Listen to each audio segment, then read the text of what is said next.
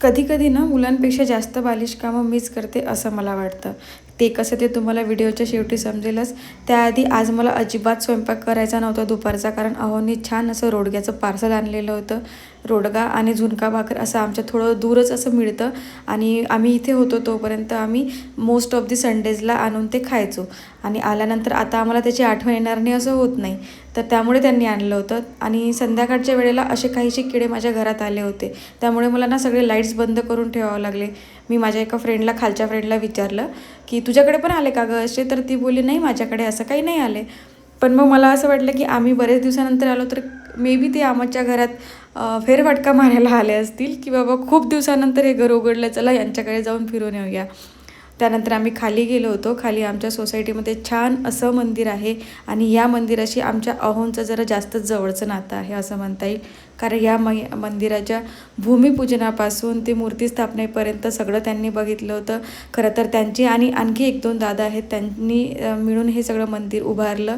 त्या तिघांची भरपूर अशी इच्छा होती की आपल्या सोसायटीमध्ये एक छान मंदिर असावं, जेणेकरून पॉझिटिव्ह वाईब्स राहतील आणि आजूबाजूचं वातावरण प्रसन्न राहील आणि सगळे कार्यक्रम वरचेवर होत राहतील. तर असं छान वाटतं जरा आजूबाजूला असलं तर.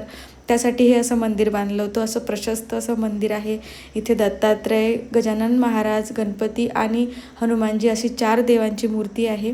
तर इथे अधूनमधून असे कार्यक्रम होत राहतात, त्यामुळे प्रसन्न वाटतं. पण आम्हाला आता बाहेरून आल्यानंतर एवढं बाहेर गेलो तेव्हापासून प्रत्येक प्रोग्रामला इथे येणे पॉसिबल नसतं, त्यामुळे आम्ही जमेल तेव्हा येण्याचा प्रयत्न करतो. त्यानंतर मी घरी आल्यानंतर स्वयंपाक वगैरे केला आणि यांना सगळ्यांना जेवायला दिलं होतं. आणि आमच्या मॅडमने इथे ना तिची जागा फिक्स करून ठेवली आता टी व्हीसमोर जेवायची, कारण तिला असं वाटतं की तो माझ्यासाठी छोटा डायनिंग आहे. तर ती बालिश कामं कोणतं तर हे होतं.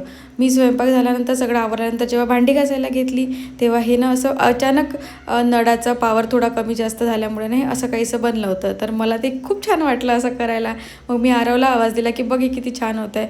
त्याला तर आणखीच जास्त एक्साइटमेंट, कारण हे डिपार्टमेंट मोस्ट ऑफ दी त्याचंच असतं की हे असे बालिश कामं करायचं. मग त्याला हे सगळं बघितल्यानंतर तो एवढं खुश झाला की बापरे मम्मी, मी तर करतो तेव्हा तू मला रागवते, आता बघ तू पण कशी करत आहे.